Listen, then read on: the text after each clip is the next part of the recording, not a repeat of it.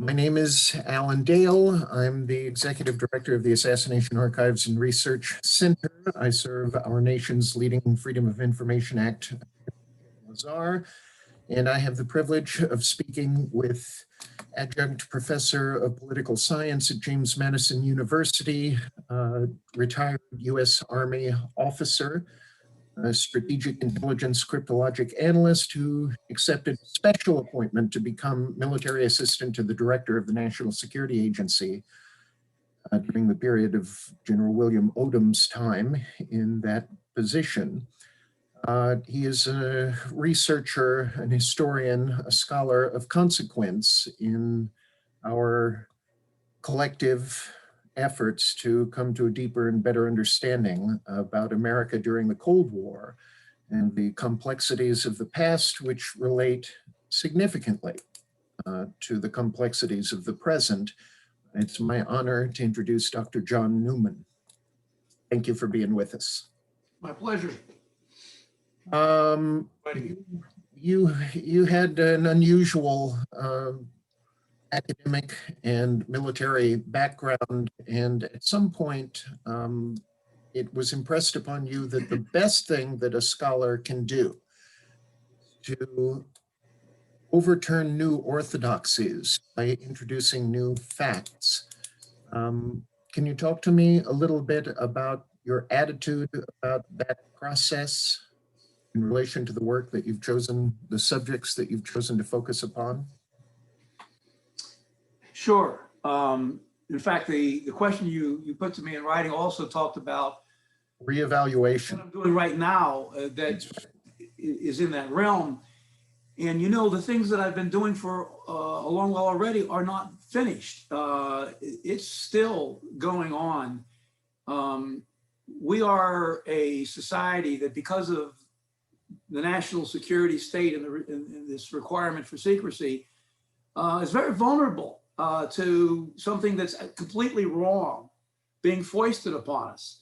And so I'll just pick a few of them here. Like, for example, Kennedy would, in my opinion, would never have intervened in Vietnam had he lived. Now, that was a thesis at the time I wrote the book and defended the dissertation. Well, it is no longer just a thesis. I would submit that, you know, that has successfully overturned that orthodoxy that Kennedy would have done it too. But, you know, it isn't over, even though in most quarters it is. I mean, we just had a big documentary done by Ken Burns, you know, and then there he is, you know, peddling that old car that JFK would have done it too. And so you can't stop. You know, you cannot stop. We have to fight for the truth. It's not something you can do and then it's gone. Another one is the CIA's claim that they weren't behind Oswald's 1959 attempted defection to the Soviet Union. Mm-hmm. That's a really big deal for a lot of reasons. And we could spend the next 30 minutes just talking about what happened there and all the ramifications of that. But that's not done. I have 2 chapters in volume 2, I believe, on that, the defection itself, and then the opening of the 201 file. Yeah. So they've never taken that back. The agency's never taken that back. And it's just so patently obvious once you've looked at all the evidence that, you know, that they did. And we have Malcolm Blunt's interesting, what happened to him in the world of the universe, that one would never have expected to happen, who ends up getting perhaps the best counterintelligence officer we ever had in the United States. Actually, once he saw the same things that we had in Oswald and the CIA, when Malcolm finally put him in front of him, just blurted out, you know, it's got to be a winning defection, defection. Bagley. It's another one, and that's not over. Because they're not going to give up on that, but they're going to lose ultimately. The more we look into that. Another one is this whole idea that RFK got his brother killed and almost started World War III. Right. And I'm not done with that by any means, because of where we're going from here with the Vietnam War and everything else.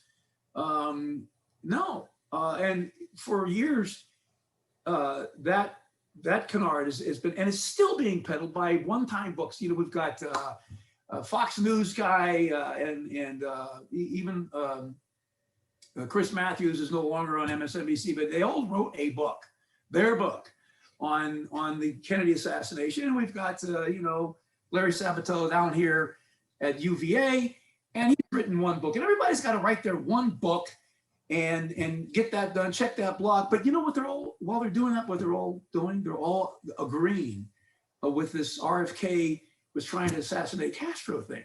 So we're not done with Halpern and what we can talk more about Halpern here or there if there's enough time, but those are just three things that I've spent a lot of time already trying to knock down, because as long as there's disinformation all around us, we're never going to have the time to open our eyes and go find, where the real playing field is and where the low-hanging fruit still is. And so, our dear brother, that's what I do. I'm not going to stop. Our dear brother Dan Hardway authored an article a couple of years ago, maybe 2018, possibly, his response to the publication of one of the kinds of books to which you just referred. And I put the article up on the aarclibrary.org website. It's called A Cruel and Shocking Interpretation. Right. There's another one. Right. So with regard to we've got such a limited amount of time, and there's so much that we could expand upon to which you've just referred, but being slightly chronological, during your period as an Army intelligence officer, and specifically as a management and intelligence management authority, you had to deal with the logical, the rational, the critical differentiation between data collection and data analysis. Could you talk to us a little bit in general terms about what that means? Sure. I have brought those practices that I learned in my years as an enlisted cryptanalyst for six and a half years, and then was commissioned from the ranks and was a strategic intelligence analyst, and went all the way to the top, working for the director of NSA.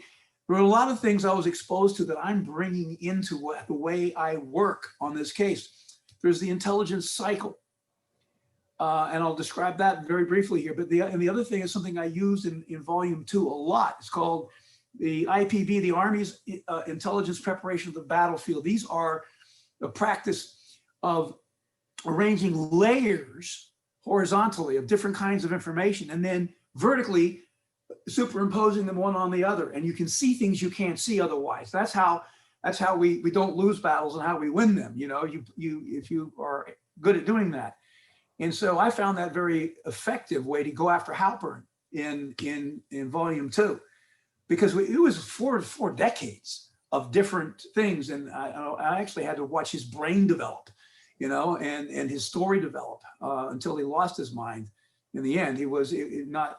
I mean, I don't want to make fun of that. He had dementia eventually, but but the intelligence cycle is very important, and that's the first thing you're really asking about here. It's a cycle, and it goes around and around. And basically, you have it always starts with collection. It always starts with collection. In a way, for us, collection is research too, but it's not really. That's not analysis. But in the intelligence community, in NSA and in the Army and the military services intelligence outfits, what we do is we get the take from the collectors. And then what we do with our first stages of analysis isn't to publish it or go to the consumers. We go back to the collectors and say, you know what? We want to redo your priorities just a little bit. We want to refine them. We want you to put more time on this and less time on that. And just in case the analysts are bringing their own biases, and that we have to have something, we have to have somebody to adjudicate that. That's a collection management authority. Mm-hmm. The analysts go to them and say, here's what we want to redo with the collectors. And that's what happens. So you get another rounds, maybe 2 rounds more of collection, refine it some more. And then it comes a moment when the analysts say, aha, we got it. We're ready to go to the consumer, and we'll publish it and send that out. and then it starts all over again. So that's really what the intelligence cycle is all about.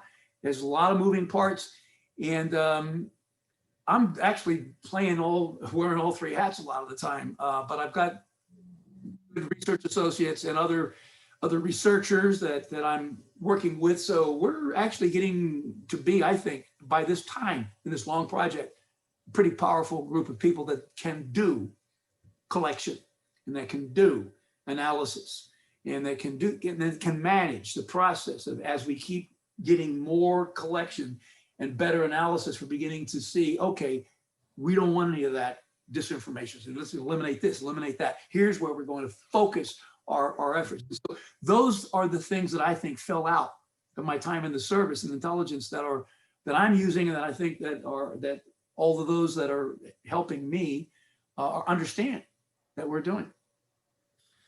You remind me really of some things that I find in evidence studying the work of our friend Malcolm Blunt, because Malcolm is somebody who's made a concerted effort.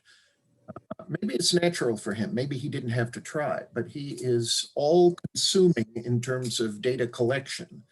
But he isn't in a hurry to get to the analysis part, and he's the least among us who would make a declaration in terms of ultimate conclusions. He is someone who, like yourself, maybe that's why the two of you have clicked, in important ways.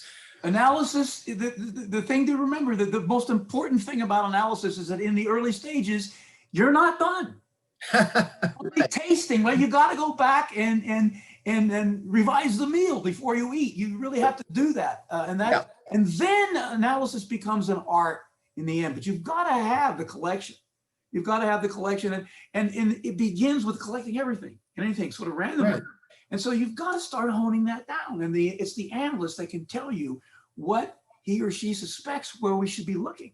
Mm-hmm. And that's an art form.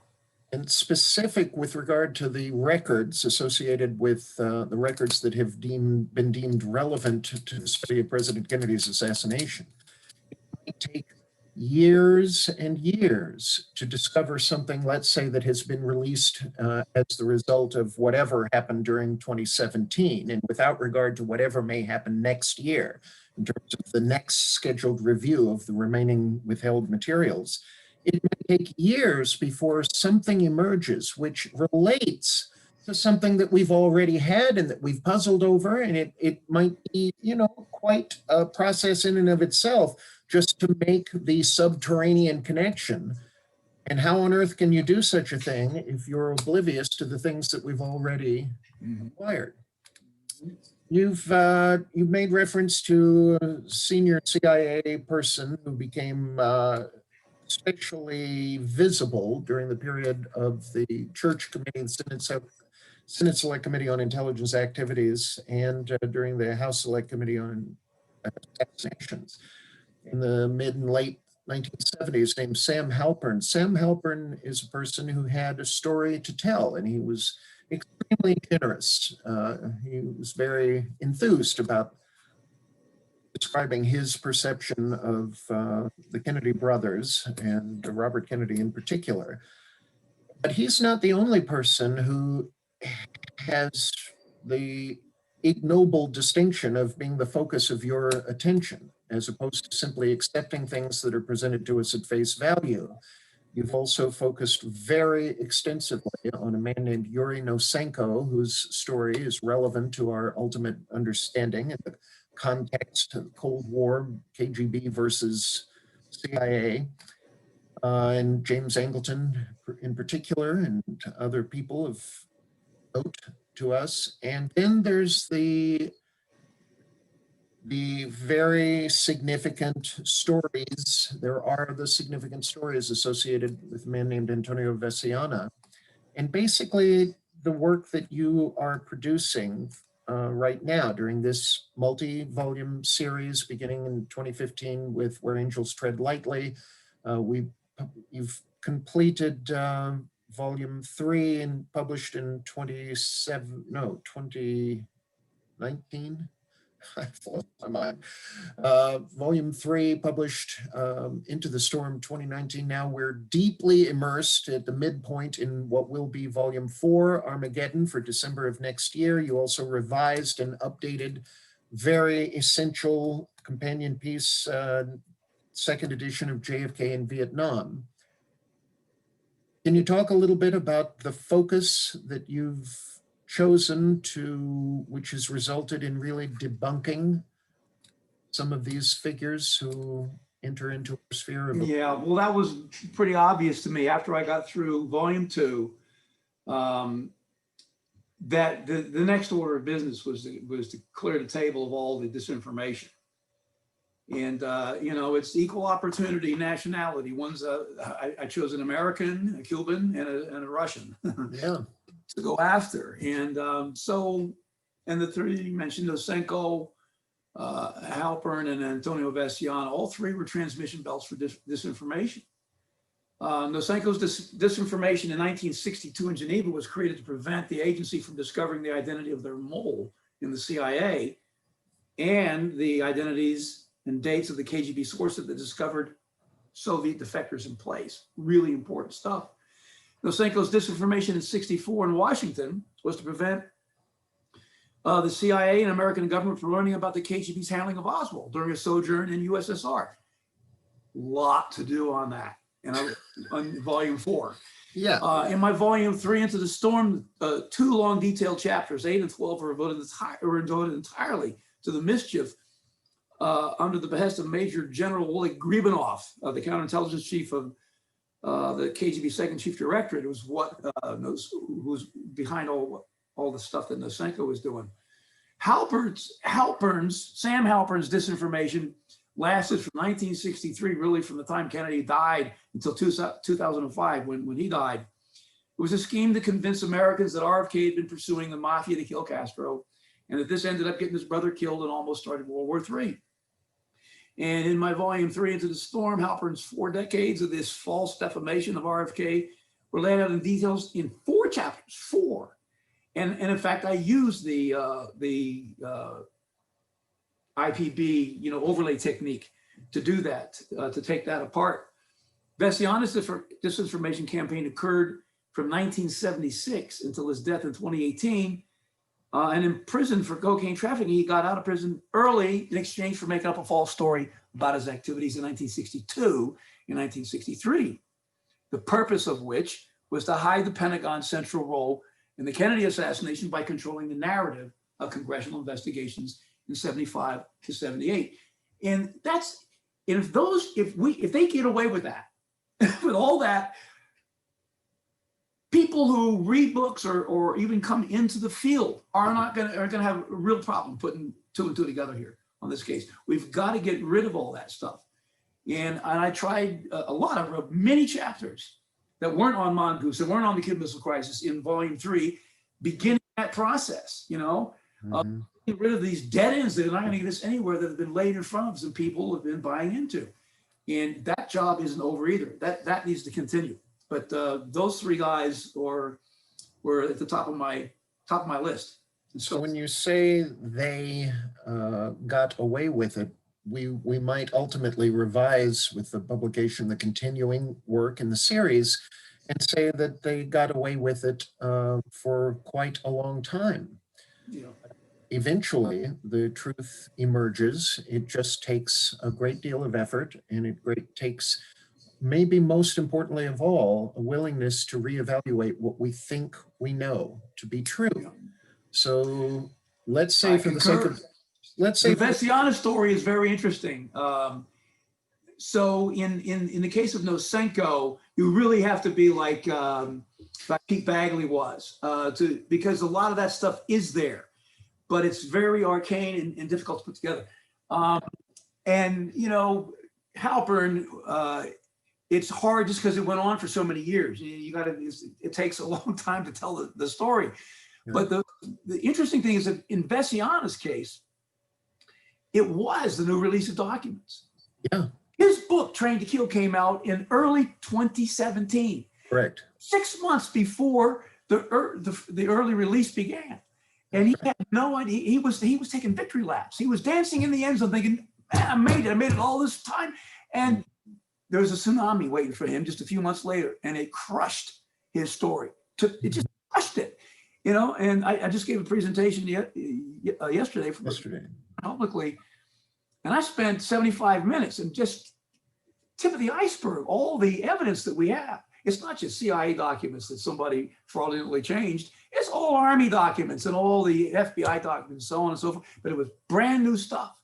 It all came in 2017, 2018. And so we should pay attention to those new documents because there's other stuff in them too. There's serendipity at work in your story. You and I have discussed that on many occasions, extremely improbable things that had to happen in succession for you and I to be able to have a conversation such as this at this particular time.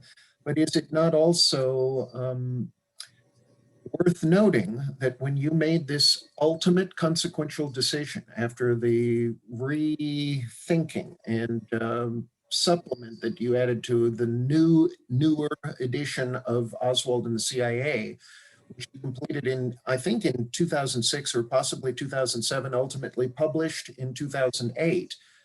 Basically your second edition of Oswald and the CIA. Then you get out of the business for a while.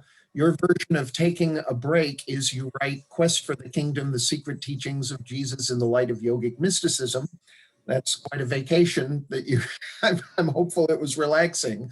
And then serendipity happens and a number of things and some people come into your life and you discuss with your family the ramifications of making an important decision that if you're going to get back into the JFK story, which I think maybe eventually was inevitable, but a particular moment you had to have the conversation and you chose in consultation with your wife in particular, and Sue's encouragement, thank God, you got back in.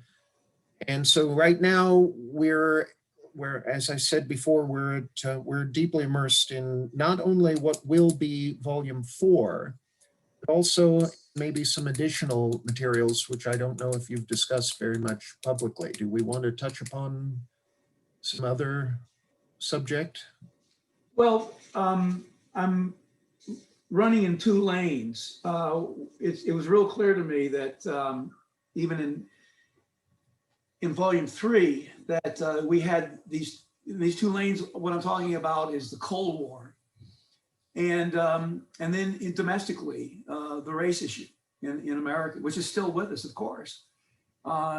So I'm looking into Martin Luther King's life, and my original intent was to have a short book, which is not going to happen. It's going to be a big one. It's probably going to end up being another one too at some point.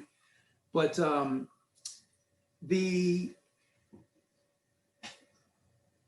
in order to understand the life of Martin Luther King, you have to understand a lot more than you would imagine. You have to understand the anti-communist hysteria going on in the 20s, 30s, and 40s, and how that carried over into the 50s and 60s. Mm-hmm. And even more importantly, how the people that were there in the 50s and 60s were back there in the 20s doing the same thing. And how Martin Luther King's life comes along, and he's just good at what he does. He's studied rhetoric, in university. He's a terrific speaker. And of course, he has a special gift for understanding a guy by the name of Reinhold Niebuhr. Really revolutionized the way we think about the social gospel. And so it's about coercive nonviolence, meaning you will put your life on the line and will take a beating and you will not fight back. It's hard to do. But so when you put all those things together, and then you have the Montgomery bus boycott, it put him in the stratosphere. This huge speech that he did at the Whole Street Mass meeting is legendary. And Hoover is sitting there watching this, right? And saying, this has got to stop that early. And so it just goes on from there, and they start to work on discrediting him. And then he wins the Nobel Prize, and that throws Hoover into orbit. Yeah. And it becomes the policy. to get inside his inner circle and defeat him at every turn. So what I thought was going to be, you know, a little break ends up being something that is absolutely essential. Just like JFK in Vietnam tracks along, you know, for 3 years of Kennedy administration. The King story actually predates and postdates that. It goes all the way to the end to stick to the assassination of MLK and RFK. So I'm glad that I took that little leap, and I'm glad I learned that that story is inseparable too from what we're talking about. So now I've got about 4 or 5 books still to go. I hope I can make it to 80. So do I. So do we. I'm trekking in the mountains. I'm doing what I can to stay healthy. Yeah, and I'm aware of that. Well, you're used to climbing all kinds of mountains, so it's more than just physical, it's metaphorical as well. The point at the conclusion of your most recently published material, it is the final chapter of Volume 3, Into the Storm. You chose to title that chapter Intermission. And I wonder if that reference indicates a point of reevaluation where you needed to stop and assess whether there's a new paradigm that is emerging, and what does it mean in terms of where we go from here. Absolutely. It was a crossing point. And the reason it happened to me is because I spent most of the volume getting rid of the detritus, the barnacles on our ship, you know, slowing us down and weighing us down. Yeah. Pushed all that off the table. And then came mongoose, which I knew about before, but not as much as I did about the Bay of Pigs, I would say. But it wasn't very long before I noticed that Ed Lansdale, who was supposed to be the Kennedy guy in charge of mongoose, is actually secretly working with Lemitzer to spring an invasion on Kennedy, who had ruled that out. So it was right there facing me. And the further I got into Mongoose and Northwoods and everything that happened, I realized, and with all the new documents I got out of the Lemitzer archives at Fort McNair and in the vice presidential files at the LBJ library, I realized I didn't know what I was talking about. It was all too new all of a sudden. Mm-hmm. I don't write things quickly. I want to think about them. And so usually I have a big concluding chapter for a book. Well, I don't here. I say, what? It's time to pull the curtain down, and we'll see what's on the other side of this after I do some more work. Right. That's why it's called an intermission. We're down to our last 2 minutes, I'm sorry to say. Are we really looking at the significance of the 2 lanes to which you referred?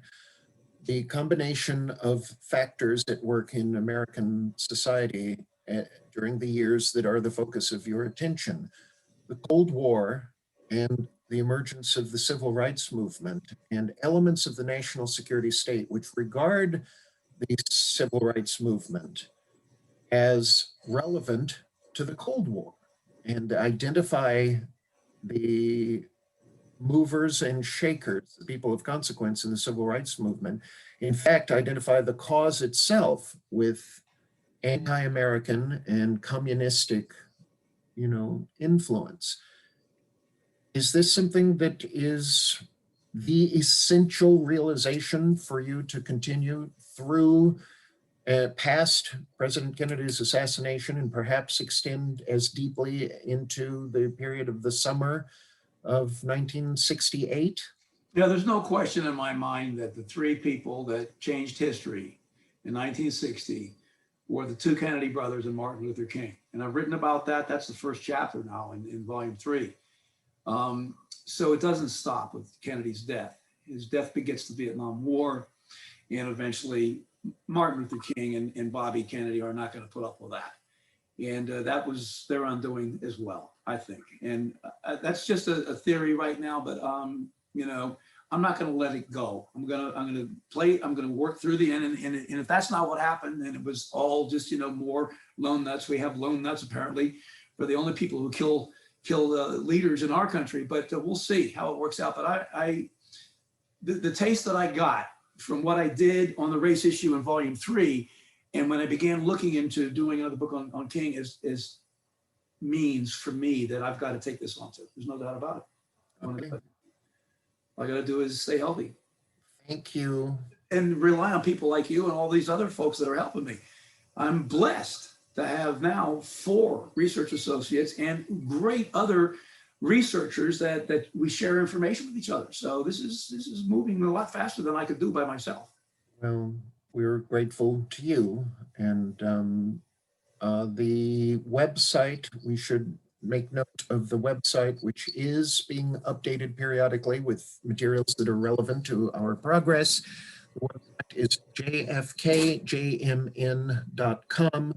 Thank you, Dr. Newman. Grateful to you. Thank you to CAPA for the invitation. And we're hopeful that the progress that is being earned will be measurable throughout the coming couple of years in particular, because maybe we've got some new,